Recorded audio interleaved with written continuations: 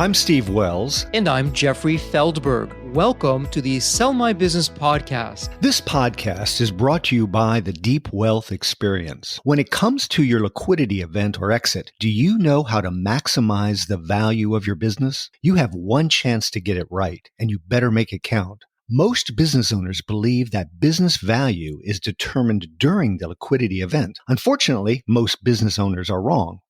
Your enterprise value is a direct result of the depth and quality of your preparation. Who are we and how do we know? We're the 9-figure exit guys. We said no to a 7-figure offer. 2 years later, we said yes to a 9-figure offer. Despite having the same people, the same company, the same services, we increased our business value 10 times. How did we do this? We spent millions of dollars and years of time to uncover strategies that level the playing field. The end result is the 12-week Deep Wealth Experience. We've created a proprietary solution that is relentless, resilient, and gets results. Learn how to master the art and science of a liquidity event. We've leveraged the same strategies that took us from 7 figures to 9 figures. The Deep Wealth Experience levels the playing field so you can dominate and win. Book your free call today to find out if you have what it takes for the Deep Wealth Experience. Visit www.deepwealth.com/success to book your free call. That's www.deepwealth.com/success. Welcome to episode 58 of the Sell My Business podcast. In this episode, we're going to do a deep dive on a topic that is often one of the biggest challenges for most business owners when it comes time for a liquidity event. What's that challenge, you ask? Well, that challenge is that the business doesn't run without the business owner. And so today we're going to talk about 5 reasons why you'll be more successful when your business runs without you. So the first reason of why you want your business to run without you is you'll be able to find and solve new painful problems. I want you to go back to the beginning. When you first started your business, you were passionate to solve a painful problem. In fact, the problem was so painful that people were only too happy to pay you to take that pain away.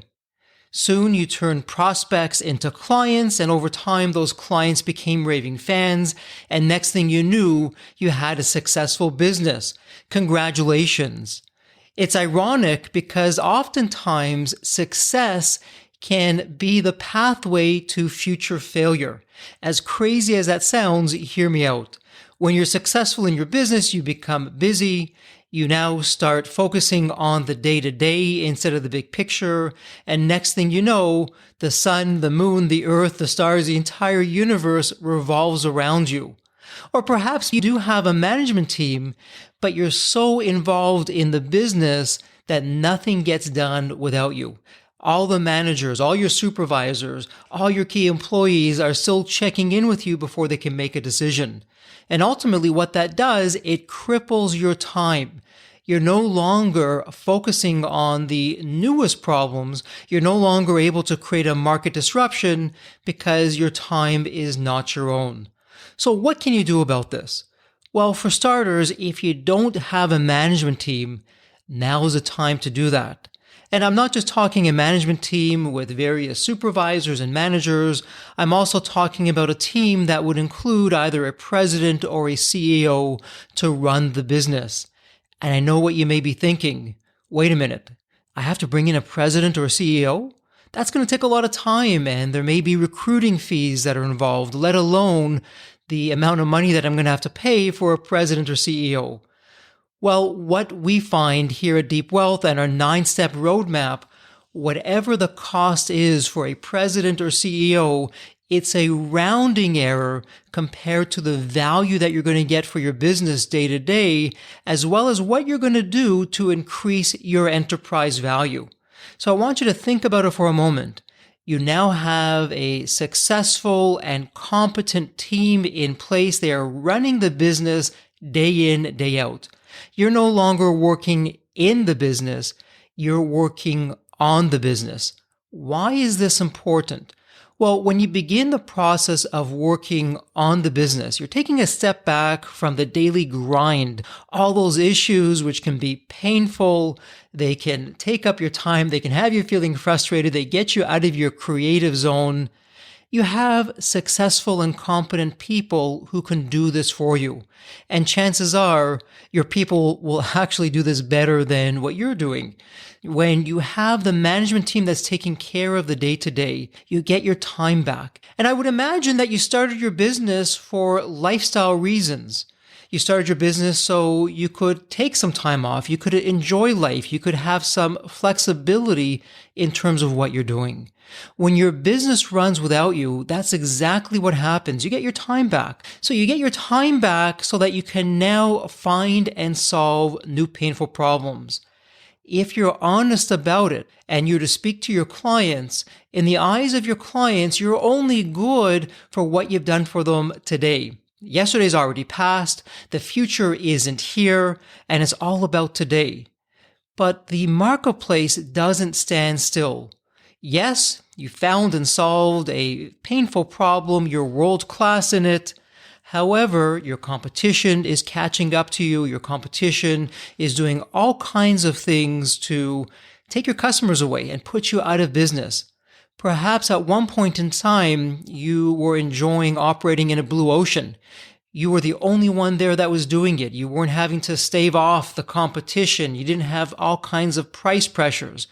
Now it's likely the case that you're in a red ocean. You have competition. You have price pressures. Business is not fun. So when you have a management team that runs the business without you, you now get your time back that you can focus on solving new painful problems that you're passionate to solve. And if you look around, you can find those problems. But all problems aren't equal. You want to find a problem that, number one, is painful, number two, has a large addressable marketplace, and number three, can be an extension of what you're already doing. Find that problem with the time that you have, solve it, and then have your team implement it. And when you do it right, you'll not only increase your revenues, your profits, and your EBITDA, but you can also create a market disruption. You can create a brand new category, get back into that new blue ocean and enjoy all of the trappings and the luxury that comes back with that.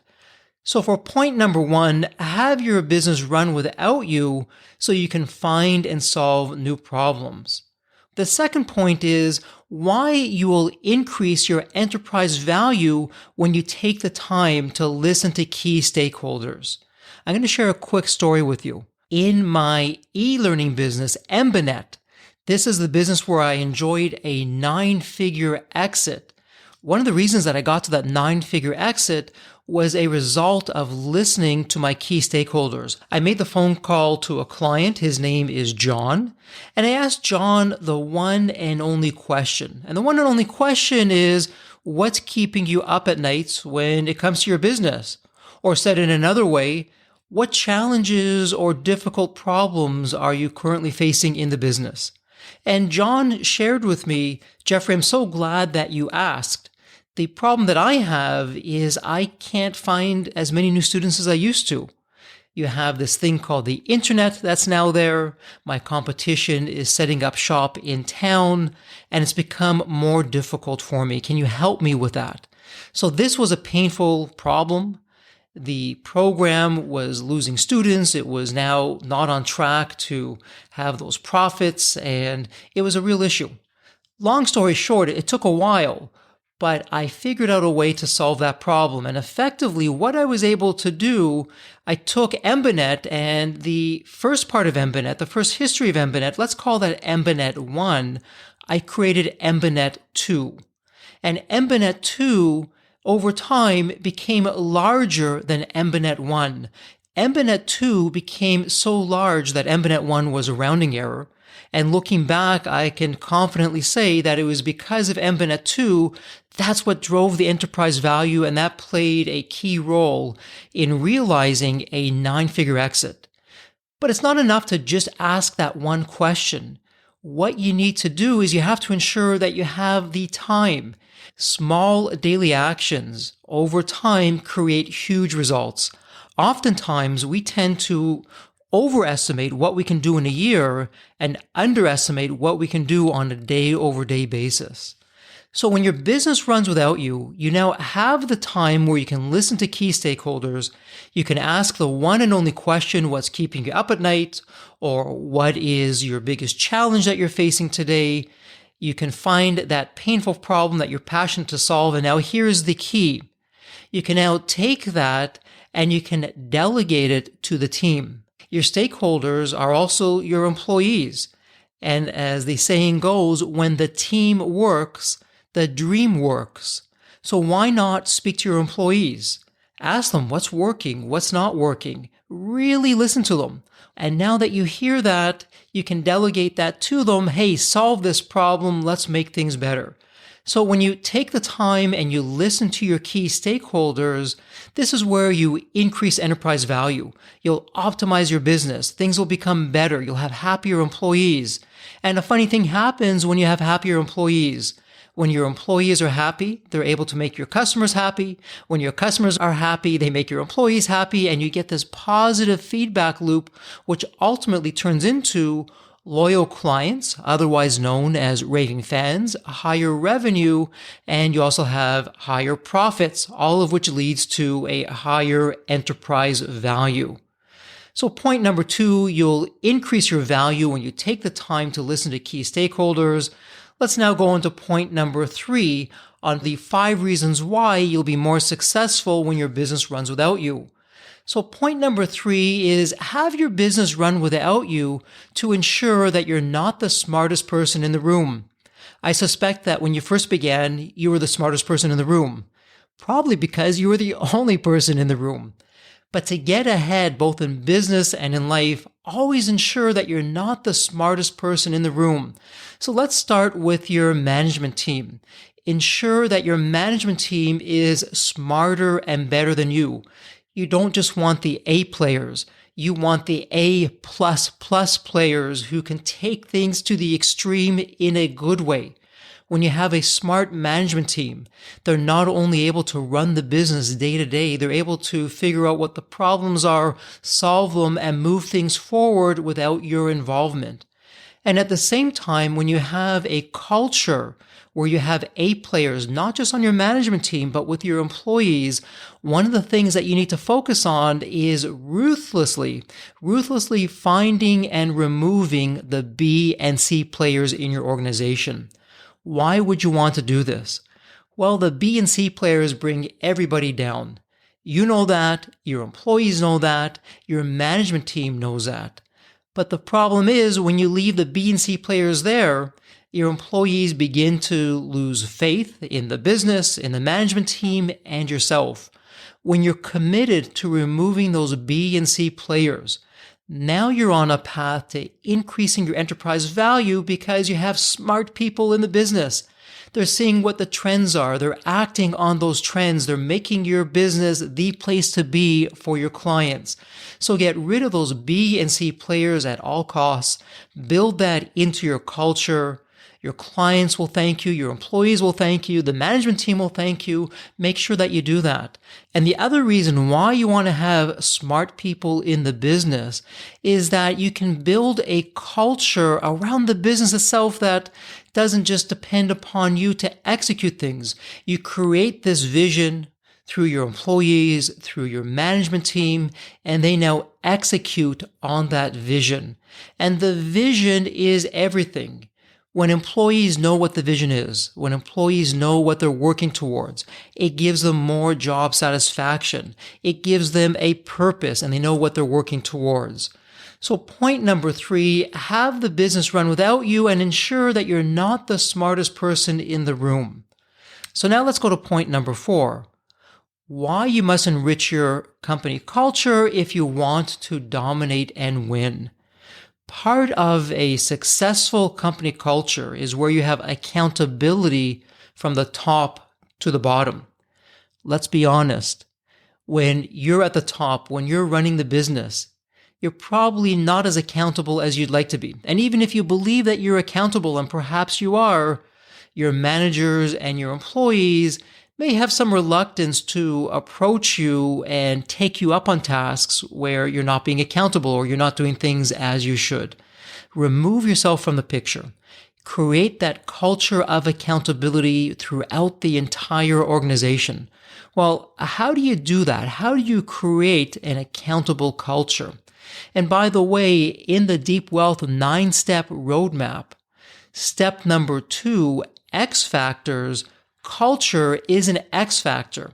Your future buyer looks for businesses that have a rich culture. Money can buy lots of things, but money cannot buy culture. You may have well-capitalized competitors.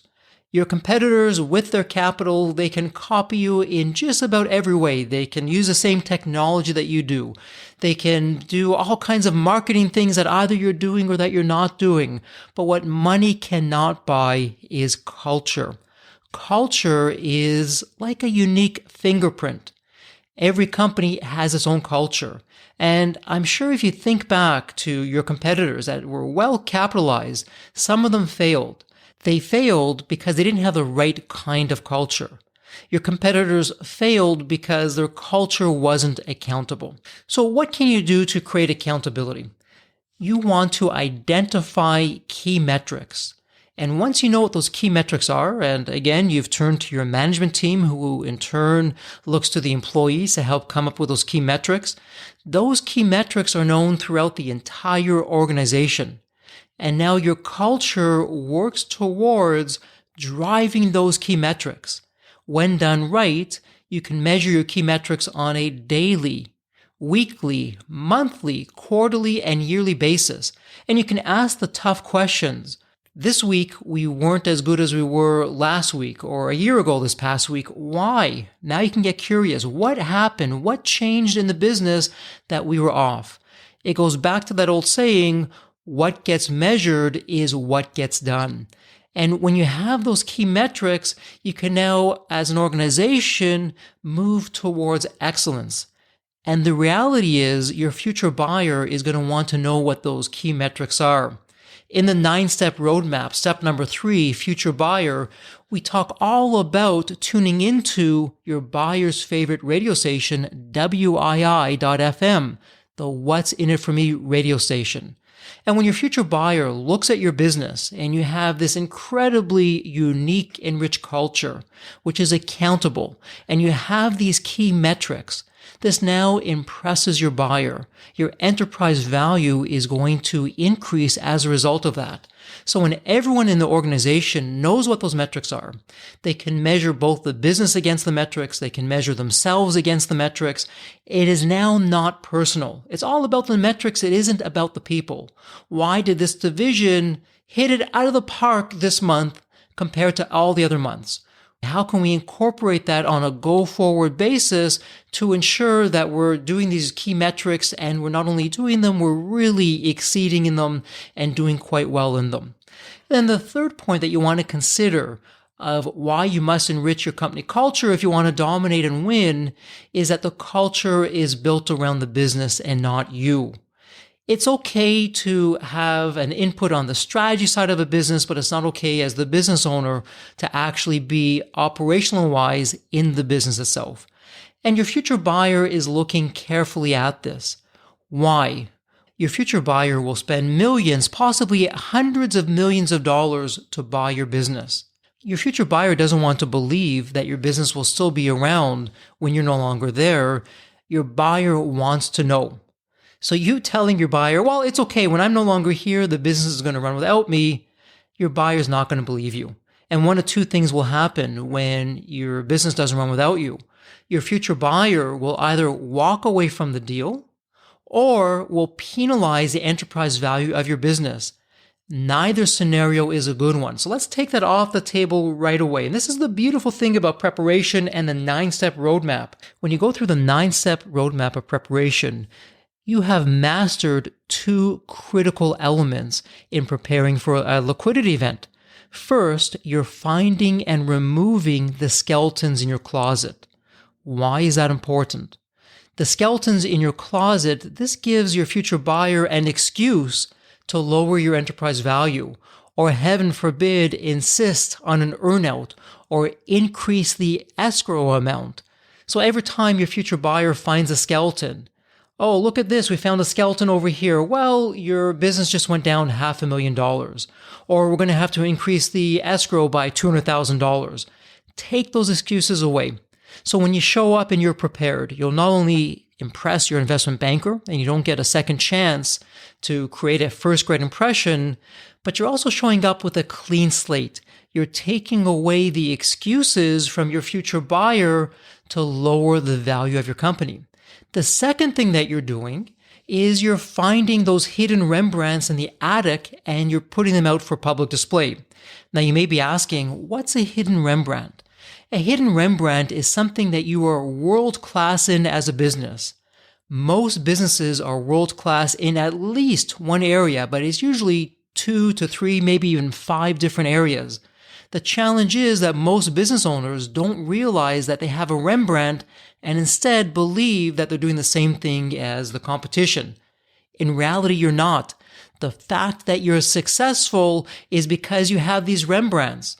So when you know what your Rembrandts are and you take them out of the attic and you put them out for public display, what you've now done is you're sharing with the world why you're so good. A quick example on this. When Embanet was preparing for its liquidity event, one of our Rembrandts that we identified early on was that we had long-term contracts that were exclusive. Our exclusive contracts were 10 years in length. Now, I knew a long-term contract was important, but I had no idea how important it was until I really dove in to understand why this was important to my buyer. The longer the contract, the more certainty that my buyer has that the clients are going to stick around. And guess what? When I shared this with my future clients, they felt terrific knowing that other clients were with us for 10 years in these agreements. And when I spoke to prospective clients and they found out that Embanet had a 10-year agreement, they were saying, wow, if all these other institutions are working with Embanet, and Embanet is good enough for these other institutions with a 10-year agreement, why don't I bring on board Embanet to do the same thing? And it actually helped us grow the business. So most importantly, when you remove the skeletons, when you put your Rembrandts out for public display, and you're having a rich culture that is now doing this day in, day out, you're now showing your future buyer that your business doesn't depend on you. Think of yourself more like a board of advisor for your business.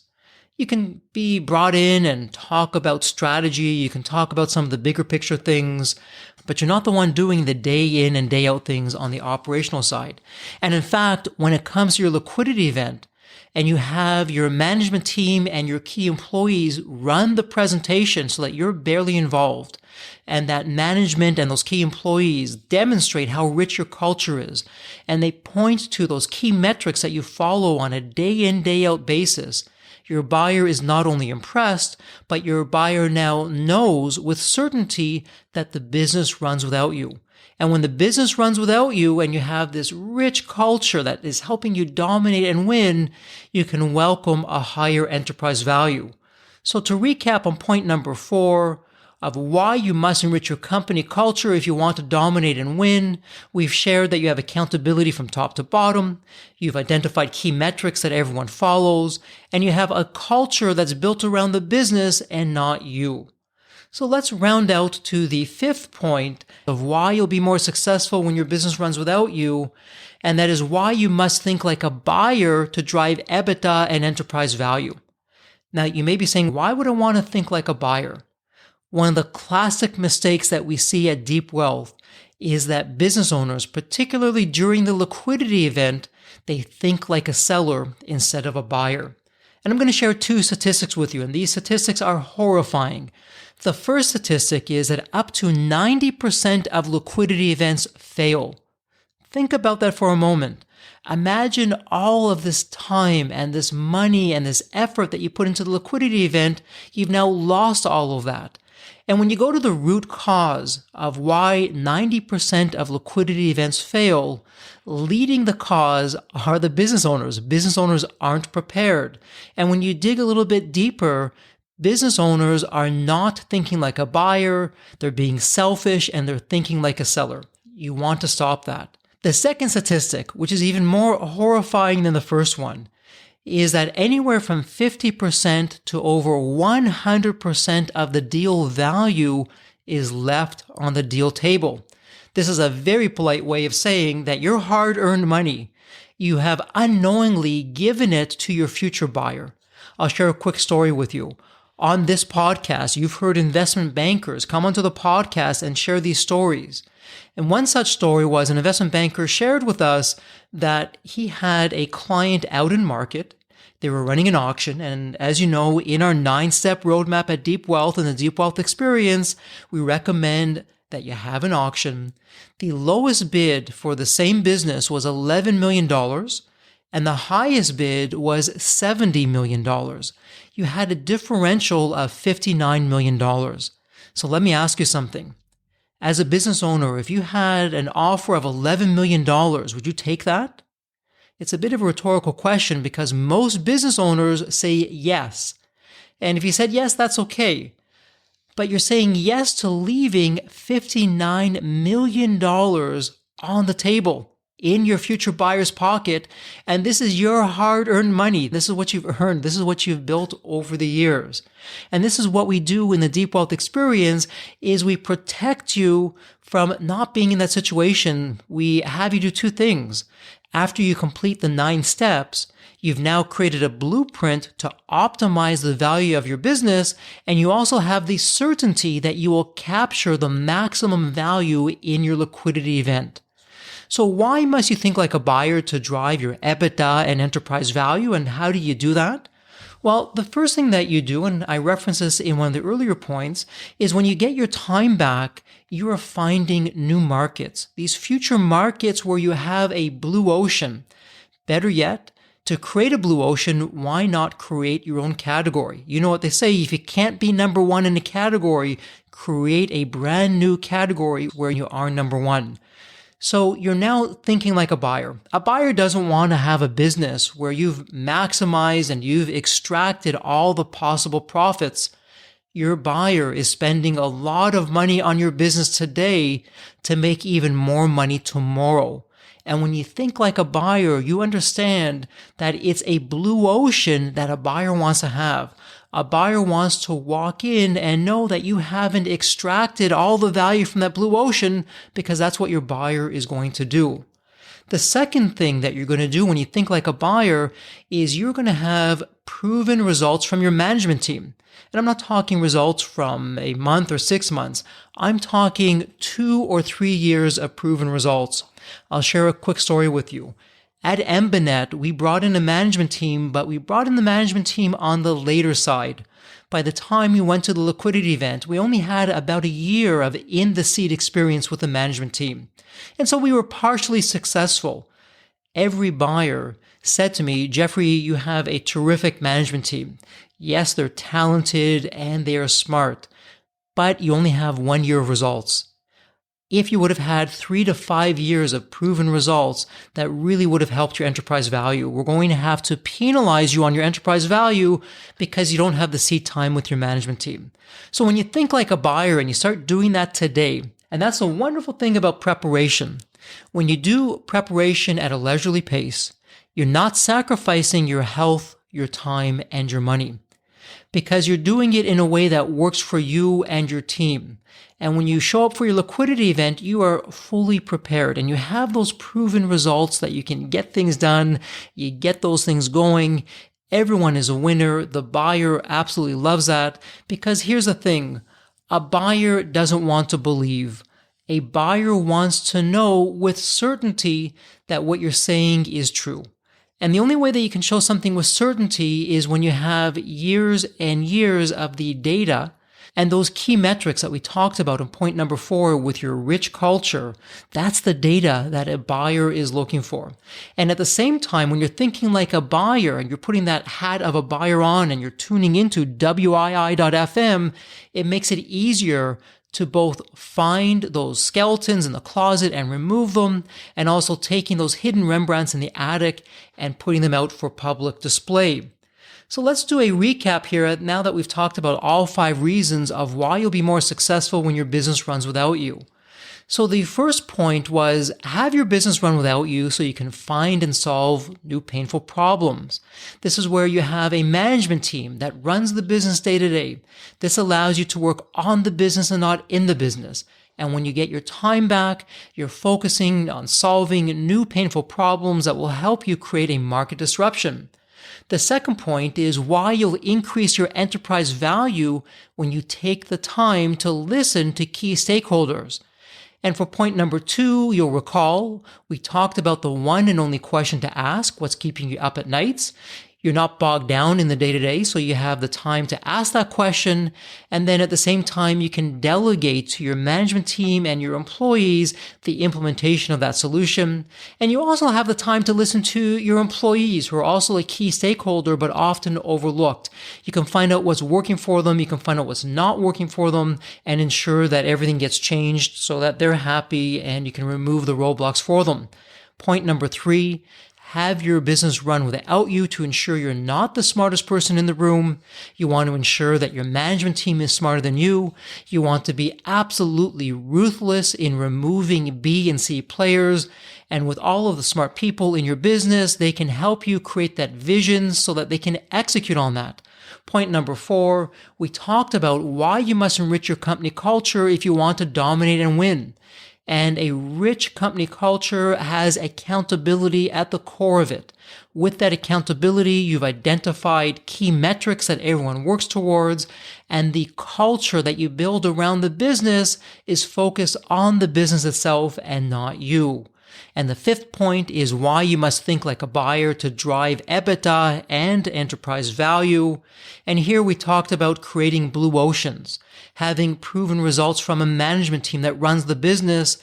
And last, but certainly not least, is finding those skeletons in the closet and removing them, as well as finding those hidden Rembrandts in the attic and putting them out for public display.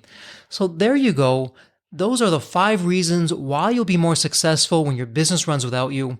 And if you liked what you heard and you want to learn more, come visit us. Come to the website, deepwealth.com, and learn more about the 90-day Deep Wealth experience.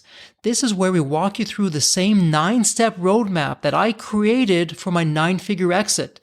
You have the strategies and the tactics. You're involved with a mastermind group of people who aren't your competitors, but they're business owners who, like yourself, are both successful and are looking to have a liquidity event. And then at the same time, you have a success coach.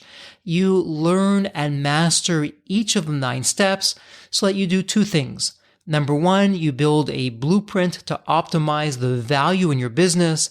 And the second thing is that you now have certainty that you'll capture the maximum value in your business. You're going to be saying no to that $11 million offer that I used in my earlier example and knowing that there's better offers out there that may be $70 million or even higher for you. You have the certainty. Because when it comes to your liquidity event, you can't believe. You have to absolutely know. For most business owners, a liquidity event is the single most important, largest financial decision they will make in their lifetime. So you want to make sure that you're making the right decision. And the 9-step roadmap of preparation, that's what you need to protect yourself and to optimize your enterprise value. So as always, thank you so much for taking time out of your day to listen to the Sell My Business podcast. It's your time that you can't replace. You can always make more money, but time you can't. So thank you for spending time with me. If you enjoyed this podcast, please head over to Apple Podcasts and give us a review. I'd love to see a 5-star review, sharing with the world the value that you're receiving, because let's go on a mission together. Whereas business owners, we can help each other. We can be a resource for each other. We can protect each other. After all, it's us business owners. We're the ones that make the world go round. We're the dreamers. We're the doers. We're the ones that transform impossible into I'm possible. So once again, thank you so much for your time today. And as always, please stay healthy and safe.